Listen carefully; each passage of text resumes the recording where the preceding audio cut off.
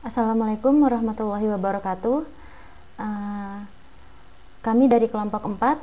Saya Haftita Buswila Kendewe, dan di sini saya bersama Mas Ananta Yulian Sukmadewa dan Mas Kuncahyo Setianugroho. Kami di sini membawakan topik yaitu BERT Transformer Model for Sentiment Analysis on Google Play Store app aplikasi review.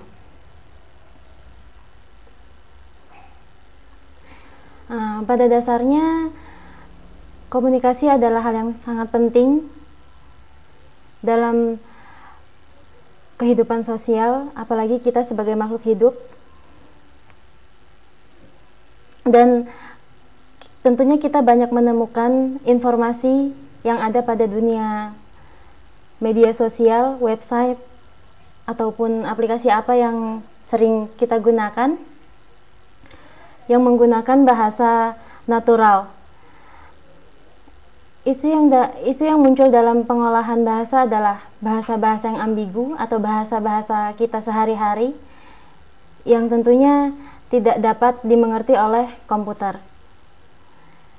Di sini kami menggunakan NLP, yaitu Natural Language Processing, merupakan salah satu cabang ilmu AI yang berfokus pada pengolahan bahasa natural. Bahasa natural yaitu bahasa yang secara umum digunakan oleh manusia dalam berkomunikasi satu sama lain. Bahasa yang diterima oleh komputer butuh diproses untuk dipahami terlebih dahulu, supaya maksud dari user bisa dipahami dengan baik oleh komputer. NLP sendiri mempunyai terapan-terapan yaitu Machine Translation, Information Retrieval, Sentiment Analysis, Information Extraction, Question Answering. Nah, di sini kami menggunakan Sentiment Analysis. Sentiment Analysis yaitu untuk mengetahui emosional, perasaan, kepribadian manusia dalam topik tertentu. Nah, dalam penelitian lainnya juga, sentiment analysis ini sudah banyak digunakan dalam topik pariwisata, keuangan, media sosial, dan lain-lain. Nah, dalam topik kita ini kami mendapatkan problem statement, yaitu yang pertama, review pengguna berisi informasi yang dapat menangkap dan menggambarkan kebutuhan pengguna termasuk preferensi pengguna. Yang kedua, belum pernah dilakukannya pengujian model BERT pada data review pengguna Google Play Store menggunakan bahasa Indonesia. Kemudian proposed framework-nya, di sini kita menggunakan sequence to sequence model 2014. Yang kedua, transformer model 2017, dan yang ketiga, BERT Pretaining of Deep Bidirectional Transformer for Language Understanding. Yang keempat, BERT Architecture. Yang kelima, Indo-NLO.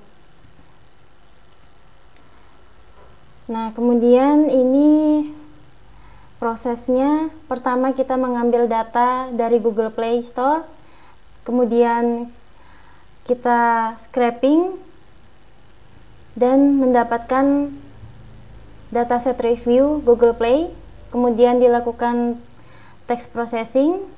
Setelah itu dilakukan review score to sentiment. Dari review score to sentiment, kita membagi data menjadi 3, yaitu testing set, training, sama validation.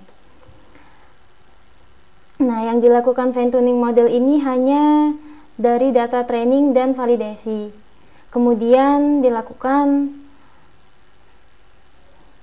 model prediction on testing set. Dan data testing set ini tidak dilakukan fine tuning model, dia langsung dilakukan model prediction on testing set. Setelah melakukan fine tuning model ini, kemudian dilakukan training menggunakan IndoBERT, kemudian mendapatkan model development dan insight-nya keluar negatif, netral, atau positif.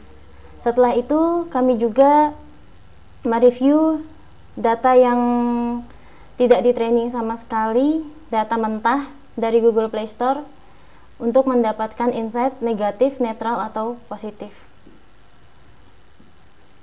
Oke, selanjutnya metode overview akan dibawakan oleh Mas Ananta.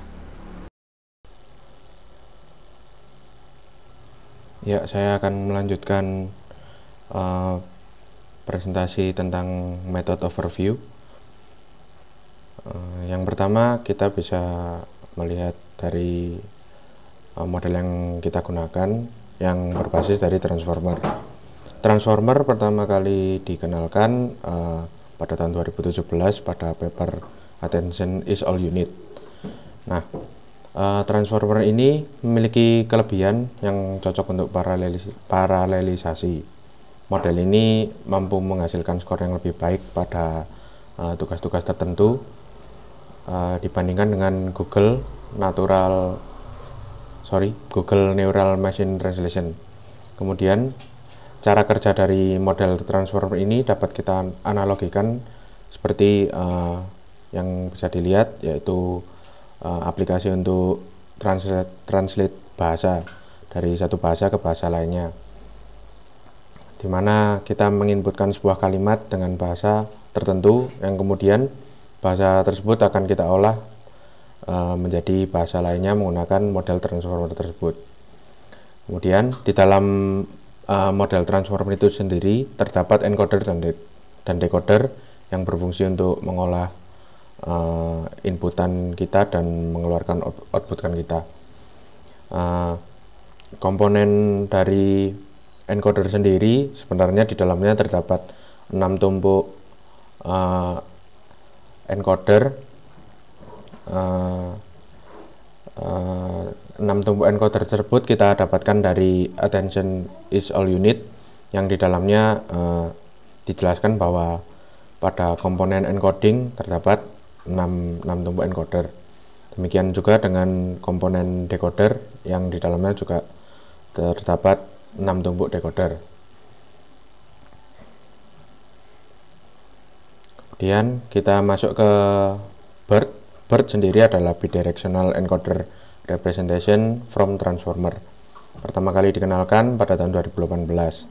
Inovasi yang dapat kita lihat dari BERT adalah representasi kata dua arah atau bidirectional.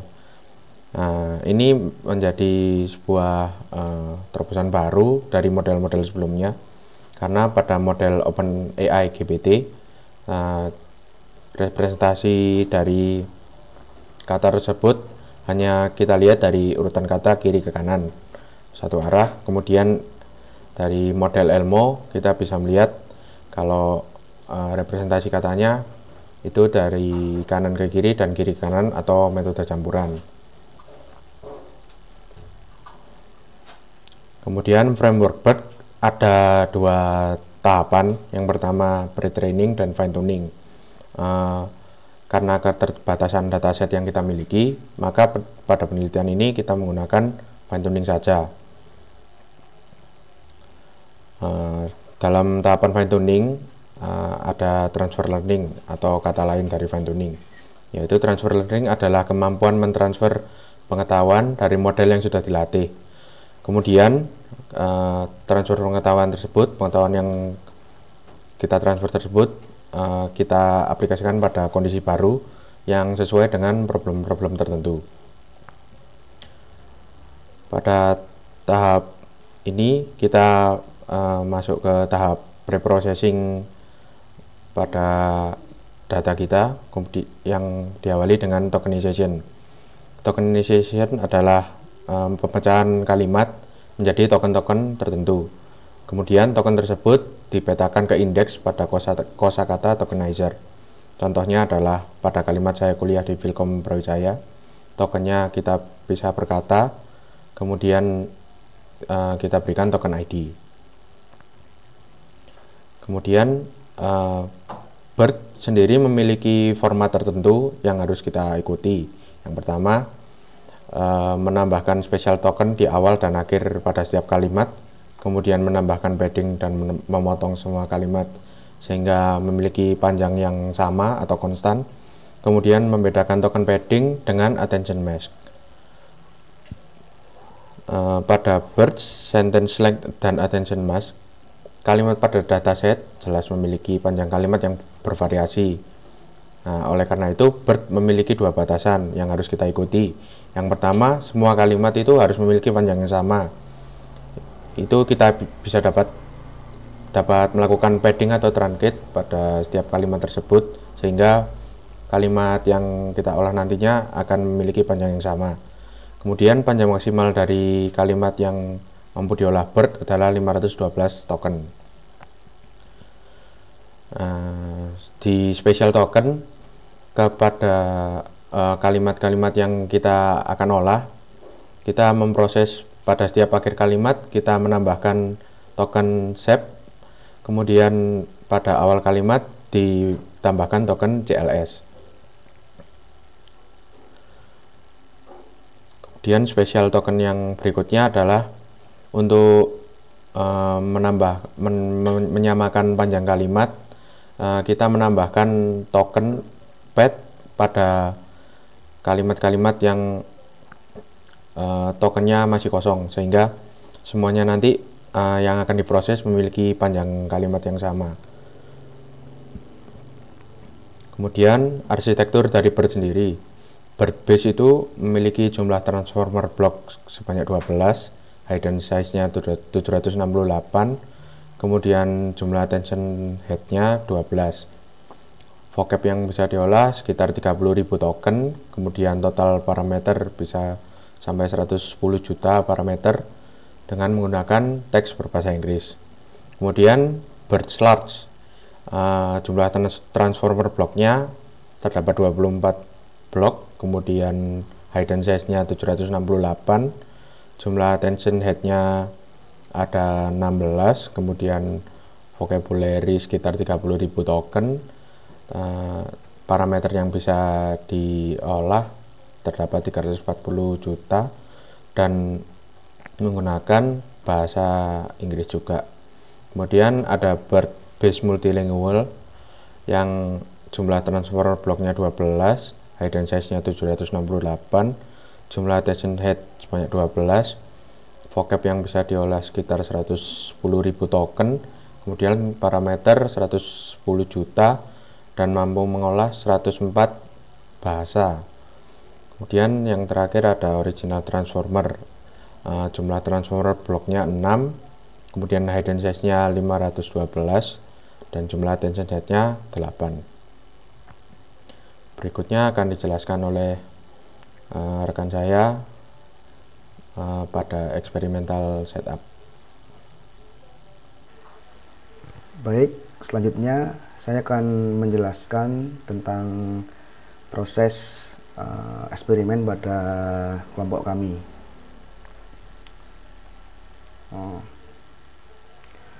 Jadi environment yang kami gunakan, kami menggunakan Google Colab dengan spesifikasi komputer menggunakan GPU Tesla V100 SX M2 dengan memori 16 GB.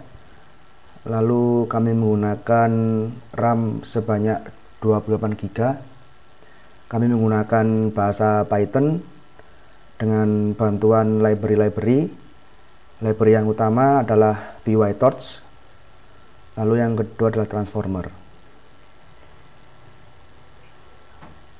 Lalu berikutnya dataset yang kami gunakan seperti yang sudah dijelaskan pada framework. Kami menggunakan dataset yang kami ambil dari Google Play Store, dari situs Google Play Store menggunakan metode web scraping. Kami mengambil 10 aplikasi berdasarkan artikel 10 aplikasi paling top di dunia dengan pengguna terbanyak Januari sampai Oktober. Lalu data yang kami kumpulkan sebanyak 10.854 data review berbahasa Indonesia.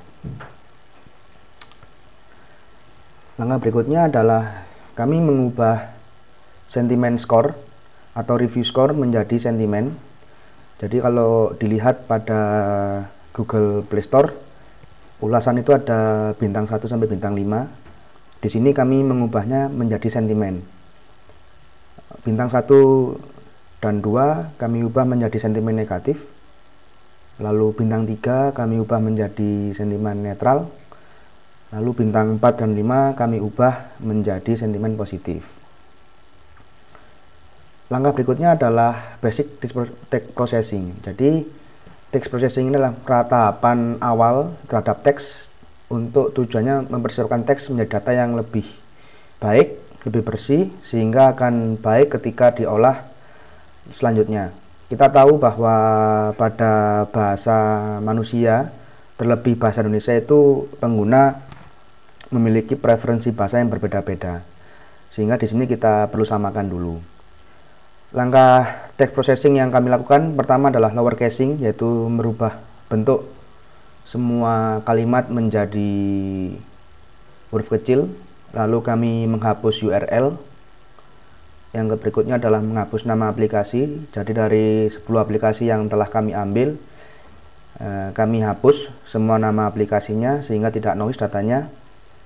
Yang terakhir adalah menghapus kata-kata yang memiliki frekuensi kemunculan lebih besar sama dengan 5000 dan kurang dari sama dengan 1 pada seluruh dokumen ulasan. Lalu berikutnya kami memecah data menjadi 3 set, yaitu training, testing, dan validation. Data training ini adalah data yang digunakan untuk mentraining model kita yang akan kita gunakan. Lalu data testing ini digunakan untuk testing model, jadi sebagai simulasi penggunaan model yang telah kita latih sebelumnya. Lalu data validasi ini digunakan untuk proses validasi model dan mencegah overfitting. Jadi ketika dataset diinputkan ke sistem untuk menghitung loss function tanpa melakukan update bias dan bobotnya. Jadi setiap epoch atau iterasi training dan validasi dilakukan berurutan. Jadi ketika nanti kita fine tuning model BERT-nya, kita menggunakan training dan validation set. Jadi jika nilai loss function dari proses validasi naik, maka training model akan diberhentikan. Ya.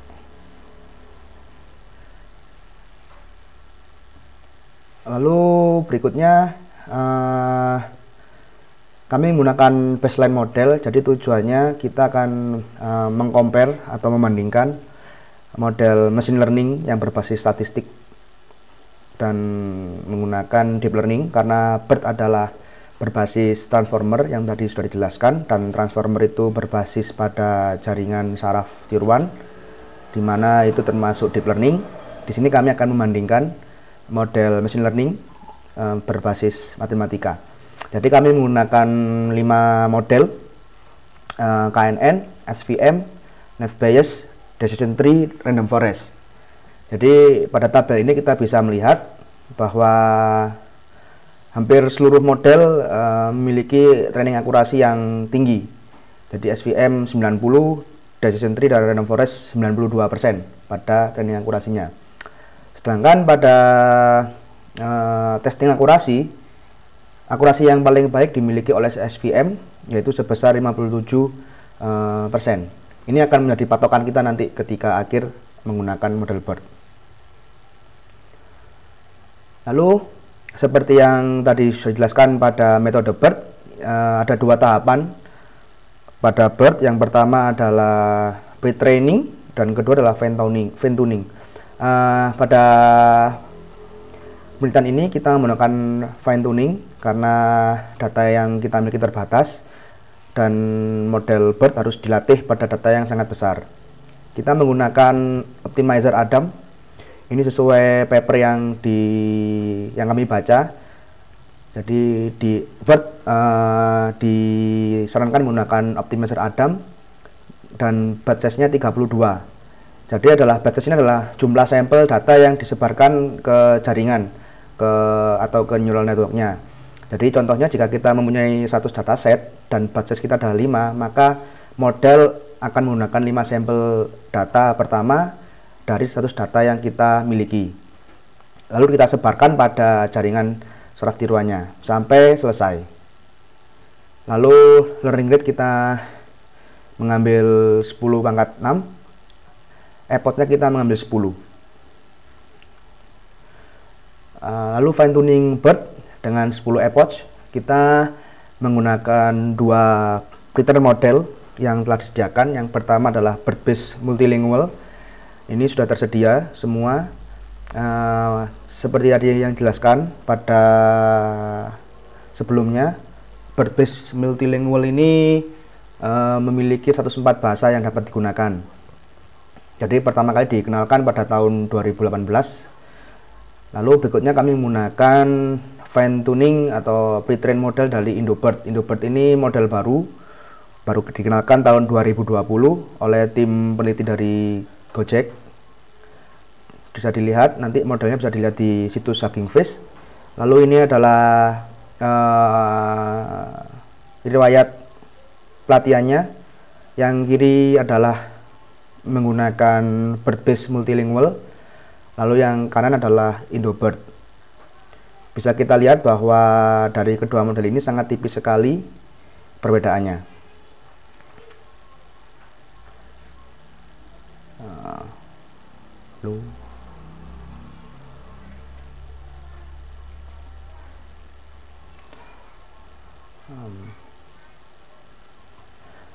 Lalu ini adalah hasil evaluasi model.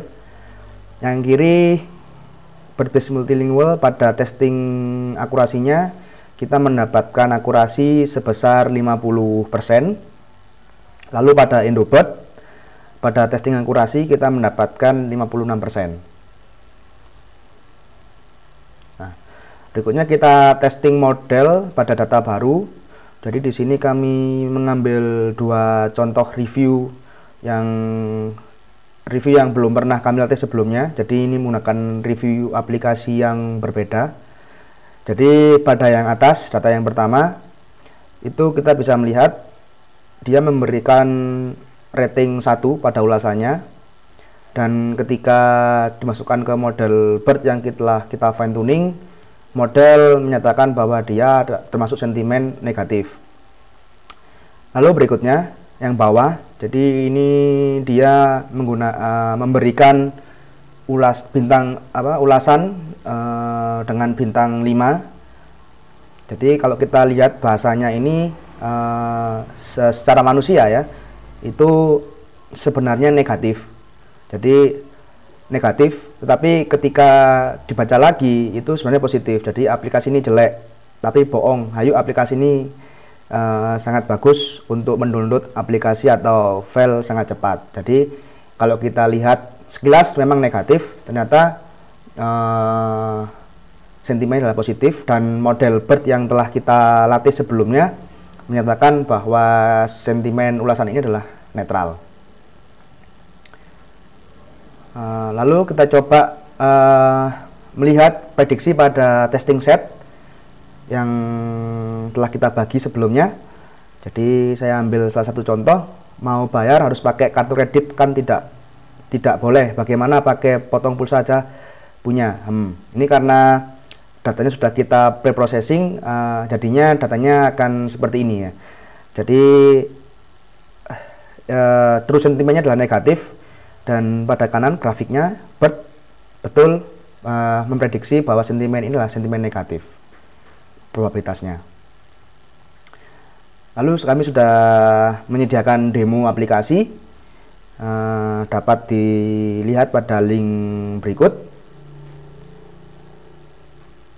Lalu kesimpulan yang bisa kami dapatkan, yang pertama adalah nilai akurasi yang kecil pada fine tuning dan testing dapat disebabkan karena pembagian sentimen pada dataset yang tidak memperhatikan leksikon kalimat. Jadi seperti yang sudah saya jelaskan tadi di awal, pada pembagian dataset awalnya kami hanya membagi sentimen berdasarkan ulasannya. Padahal kenyataannya ulasan dengan bintang 1 dan 2 belum tentu memiliki sentimen negatif, dan sebaliknya.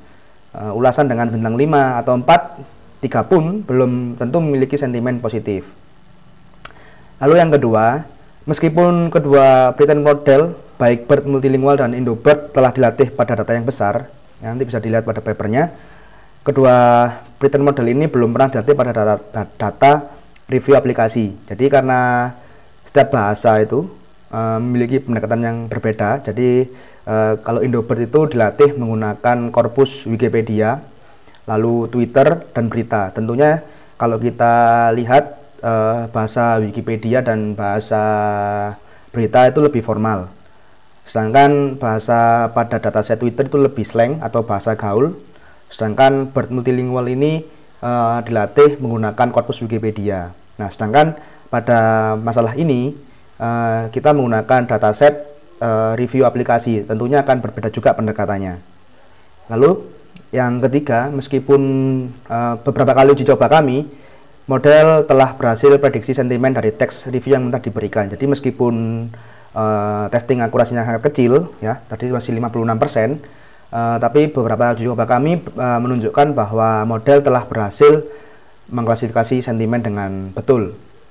Lalu saran pada penelitian berikutnya adalah menggunakan pretend model yang memang khusus untuk digunakan pada review aplikasi, sehingga dibutuhkan dataset yang sangat besar. Ini bisa dapat digunakan penelitian selanjutnya.